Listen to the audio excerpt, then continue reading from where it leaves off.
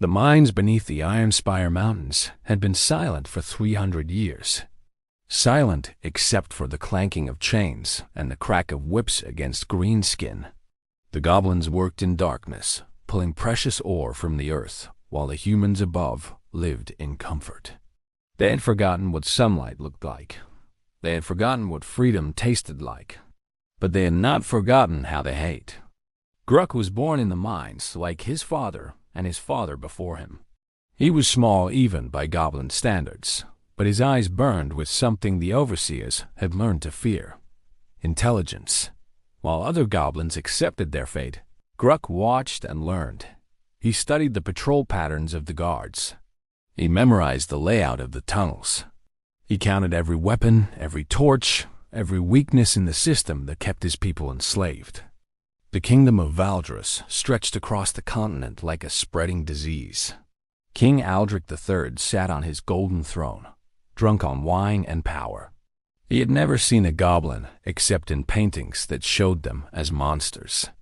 To him, they were simply tools, resources to be used and discarded. The mines produced the iron that armed his soldiers and the gold that filled his treasury. He never thought about the cost in goblin lives. Deep in the tunnels, Gruck gathered his followers in secret. They met in the abandoned shafts where cave-ins had killed dozens of their kind. The humans never came to these places. They were afraid of the ghosts, but goblins did not fear their dead. They honored them. Gruck stood on a pile of rubble and looked at the faces around him. There were hundreds of them now. Old goblins with bent backs and young ones with fire in their eyes. Female goblins who had watched their children taken away to work in distant mines. Male goblins covered in scars from the whips of their masters. He spoke in the old tongue that the humans had tried to beat out of them. His voice was quiet, but every word carried weight. He told them that the time had come. He told them that they would no longer die in darkness. He told them that the kingdom would burn. The plan was simple because it had to be. Goblins had no weapons except their tools. They had no armor except their tough skin, but they had numbers. They had desperation. And they had something the humans had forgotten they possessed. They had nothing left to lose. On the night of the summer solstice, when the human guards celebrated with stolen goblin brewed ale, the uprising began. Gruck led the first attack on the overseers' quarters. They moved through the tunnels like shadows, their bare feet making no sound on the stone. The first guard died without even seeing his killers. His sword became the first weapon of the rebellion. The news spread through the mines like wildfire. In shaft after shaft, goblins turned on their captors. Pickaxes that had broken rock for centuries now broke bone. Chains that had held slaves became weapons that strangled masters. The screams of dying humans echoed through tunnels that had only ever heard goblin suffering. By morning, the mines belonged to the goblins. 3,000 humans lay dead in the darkness. But Gruck knew this was only the beginning. The kingdom would send soldiers. They always did. He had to be ready. The survivors of the massacre fled to the surface and carried their tales of horror to the nearest towns. They spoke of green demons rising from the earth. They spoke of monsters with red eyes and sharp teeth. They spoke of the end times. And the kingdom listened. King Aldrich laughed when he first heard the reports. Goblins rising up was like sheep attacking wolves. It was absurd, impossible. He sent a regiment of 500 soldiers to crush the rebellion. They were his best men, armed with steel and mounted on war horses. They would restore order and punish the ungrateful creatures. The regiment never returned. Gruck had prepared for them. He had collapsed the main tunnel entrances and created new ones that only goblins could navigate. The soldiers entered the mines, confident in their superiority. They found themselves in a maze of darkness where their torches sputtered and died. The goblins attacked from everywhere and nowhere. They dropped rocks from above and stabbed from below. They pulled soldiers into side tunnels and silenced them one by one. The horses went mad in the confined spaces. The formation broke apart. The steel armor that protected the soldiers became their coffins as they drowned in underground streams or were buried in controlled cave-ins. It took 3 days for the last human to die. Gruck made sure he suffered longest because he had been the cruelest overseer. Word of the defeat reached the capital, and the king stopped laughing. He summoned his generals and demanded answers. How had primitive creatures defeated trained soldiers?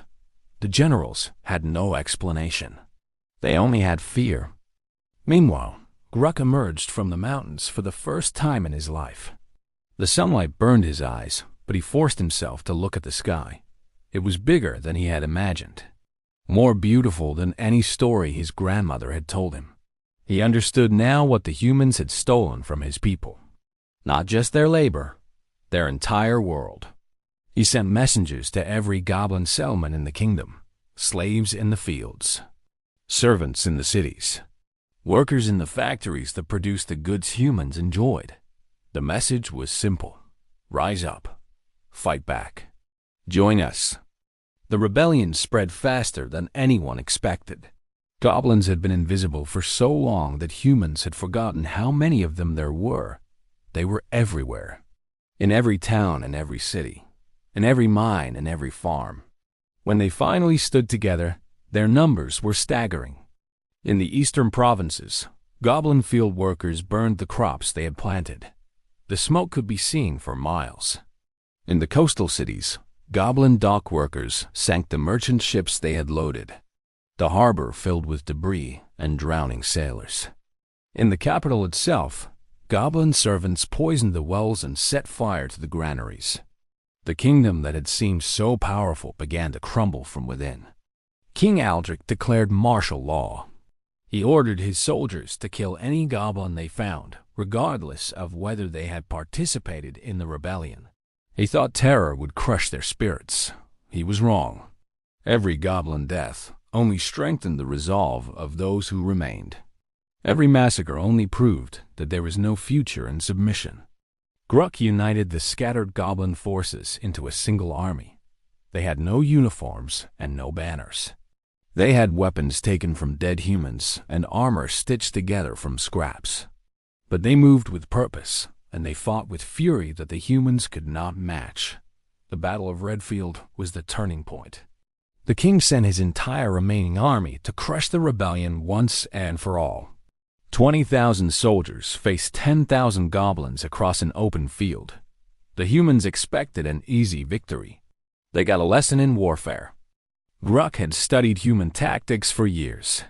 He knew they relied on cavalry charges and disciplined formations. So he chose a battlefield where their horses would struggle. The field was wet from recent rains, and hidden beneath the grass were hundreds of small pits dug by goblin hands. The cavalry charge that was supposed to break the goblin lines instead broke itself. Horses fell and riders were thrown. The formation collapsed into chaos. Then the goblins attacked from the flanks. They had hidden in the surrounding woods for days, surviving on roots and insects. They hit the human army from both sides while Gruck led a frontal assault. The battle lasted 6 hours. When it ended, 15,000 humans lay dead. The goblin losses were heavy too, but they had won. The kingdom's military power was broken. King Aldrich fled the capital before the goblin army arrived. He ran to the southern provinces, where he hoped to find loyal subjects. Instead, he found farmers who blamed him for the destruction of their crops. He found merchants who had lost everything when the trade routes collapsed. He found people who had suffered because of his war and his cruelty. They handed him over to the goblins without a fight. Gruck stood before the captured king in the throne room where Aldrich had ruled for 30 years.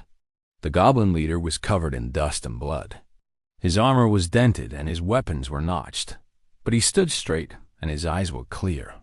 The king begged for mercy. He offered gold and land and titles. He promised to free all goblins and treat them as equals. He said he had not known about the suffering in the mines. He claimed he was just one man who could not control everything. Gruck listened in silence. When the king finished speaking, the goblin smiled. It was not a pleasant smile. He told the king that mercy was a luxury goblins had never been shown. He told him that gold meant nothing to those who had been forced to dig it.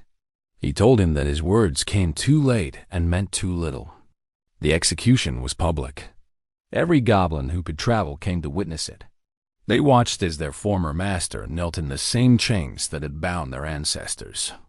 They watched as justice was finally delivered after 300 years of waiting. They did not cheer. They simply nodded. This was not celebration. This was closure. The kingdom of Valdros ended that day. In its place, Gruck established something new. A land where goblins and humans would live as equals, where no one would be born into chains, where children would grow up seeing sunlight. Some humans accepted the new order. Others fought against it and were defeated. The old ways died hard, but they died nonetheless. Gruck ruled for 40 years. He was not a perfect leader. He made mistakes, and sometimes his anger toward humans clouded his judgment. But he built schools where goblin children learned to read. He created laws that protected the weak from the strong. He turned the mines that had been prisons into cooperative ventures where workers shared the profits. When he died, they buried him in the deepest tunnel of HFY Mountain, the place where his grandmother had been worked to death, the place where his rebellion had begun. They sealed the entrance and left him in the darkness he had once escaped. But this time, the darkness was peaceful. This time, it was chosen. The story of the Goblin Uprising spread across the world. Other oppressed peoples heard it and took hope. They learned that even the smallest and weakest could fight back. They learned that no kingdom was too powerful to fall. They learned that chains could be broken if enough hands pulled together. And in the tunnels beneath mountains across a dozen lands, in the fields and factories and servant quarters of 100 kingdoms, others began to whisper. They began to plan. They began to dream of their own uprisings. The fire that Gruck had started would never truly go out. It would burn for generations. It would change the world forever.